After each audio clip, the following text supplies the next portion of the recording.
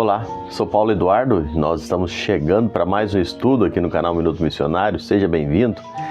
Prazer encontrar você novamente aqui. Nós estamos todos os dias aqui nesse horário, levando estudos bíblicos, aqui nesse canal no YouTube Minuto Missionário e também em algumas outras plataformas. Eu não sei onde você está me assistindo, nem o horário, mas seja muito bem-vindo. Fico muito feliz com cada um que passa aqui, cada um que comenta aqui embaixo, que assistiu, que está por aqui, que deixa o sinal que passou. Eu fico sempre feliz e agradecido a Deus pela sua vida, pela sua companhia. Eu quero nesse momento convidar você a me acompanhar em mais um estudo. Vamos juntos! Nós estamos em Atos capítulo 15, nós estamos terminando aqui nesses estudos aquele momento da reunião que aconteceu em Jerusalém para debater, para chegar a uma definição sobre a influência dos judaizantes, dos fariseus, não é? Daquela seita dos fariseus que queriam colocar a circuncisão como critério para a salvação. Nós estamos nos últimos detalhes aqui, quando é finalizado, escrita uma carta e enviada então para as igrejas, especialmente para as igrejas dos gentios. Nós vamos ler agora alguns versículos, nós vamos ler no capítulo 15 de Atos, dos versículos 22 a 29. Mas inicialmente vamos ler o 22 e o 23 apenas. Atos 15, 22. Então pareceu bem aos apóstolos e aos presbíteros, com toda a igreja, tendo elegido homens dentre eles, enviá-los juntamente com Paulo e Barnabé a Antioquia. Foram Judas, chamado Barsabás, Silas, homem notável entre os irmãos, escrevendo por mão deles, os irmãos, tanto os apóstolos como os presbíteros, aos irmãos de entre os gentios, em Antioquia, Síria, Cilícia, saudações. E aí segue a carta que foi escrita. A decisão havia sido tomada pelos apóstolos, pelos presbíteros, por toda a igreja, e aquela decisão foi tomada sobre um consenso. Eles chegaram à conclusão e assim fizeram. A ideia de propor abstenção aos cristãos gentios em 4 áreas culturais parecia ser uma sábia resolução, e nós falamos isso no nosso último estudo, para trazer uma tolerância mútua e um equilíbrio entre a comunhão. Alguns pontos aqui merecem destaque e, como nós acabamos de ler e eu mencionei, a unanimidade da decisão foi algo enfatizado e é importante pensarmos nisso. A decisão ela foi tomada pelos líderes do povo, pela cúpula e pela base, foi unânime, não é? Os apóstolos, os presbíteros, o povo, todos chegaram a uma conclusão de forma unânime, sem a confusão. E o que eles fazem? Eles nomeiam uma comissão para acompanhar Paulo e Barnabé até Antioquia, para explicar, para propor o que foi definido. John Stott, ele comentando isso aqui, ele diz que Lucas se deu o trabalho de descrever como, na reunião, não é, lá que aconteceu, Pedro falou primeiro, seguido por Paulo, depois por Tiago. E John Stott observa isso também, e ele diz como as escrituras e as experiências coincidiram, e como os apóstolos, Pedro, Paulo e Tiago, os presbíteros e toda a igreja chegaram a uma decisão unânime. Dessa forma, a unidade do Evangelho preservou a unidade da igreja.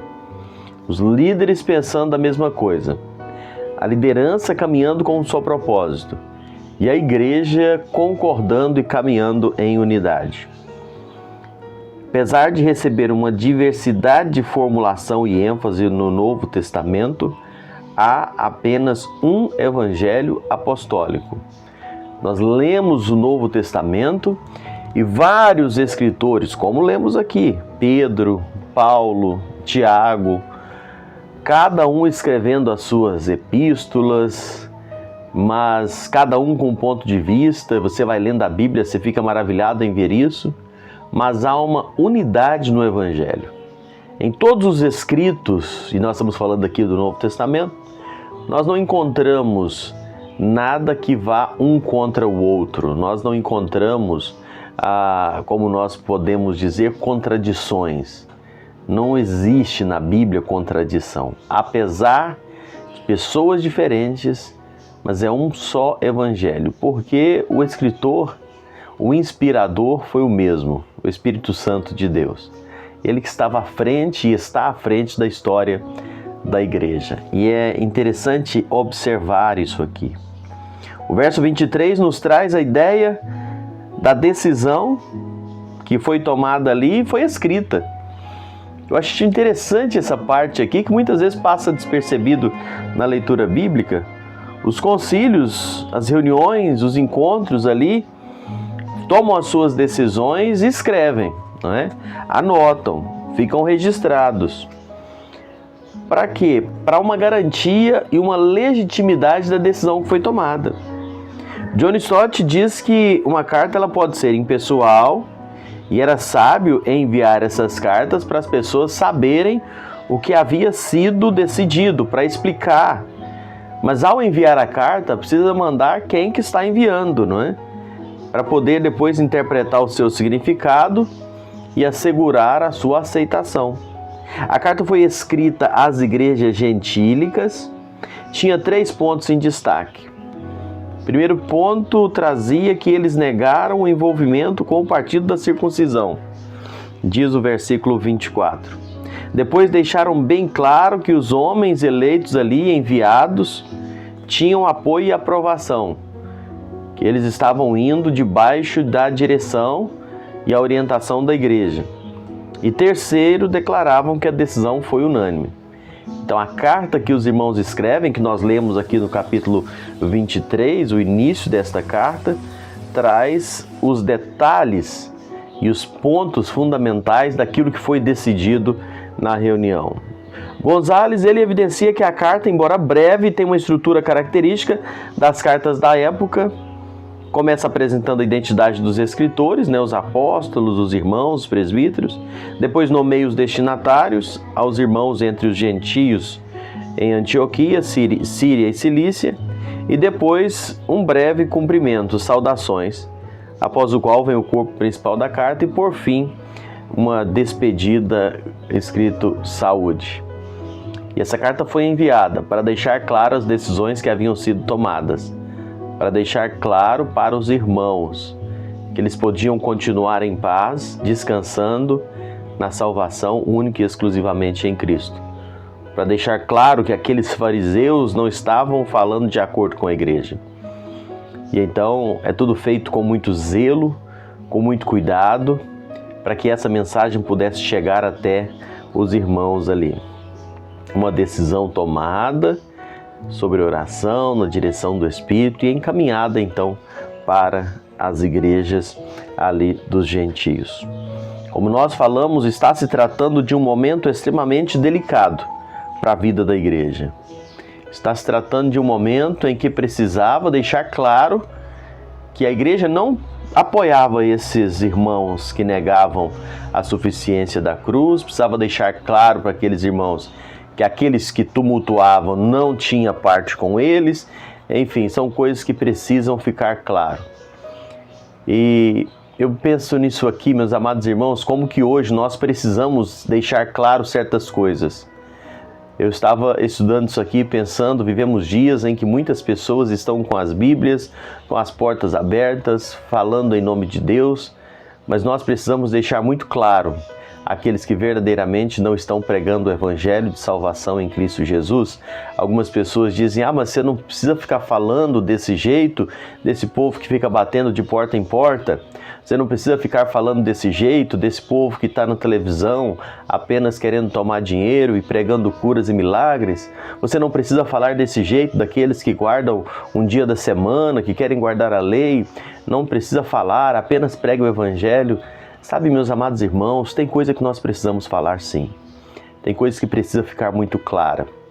Porque senão fica parecendo que tudo está debaixo do mesmo pacote. Senão fica parecendo que todos estão caminhando do mesmo jeito. Existem aqueles que ainda pregam o evangelho genuíno da palavra de Deus. Aqueles que ainda procuram perseverar a sã doutrina, anunciando unicamente a salvação em Cristo Jesus.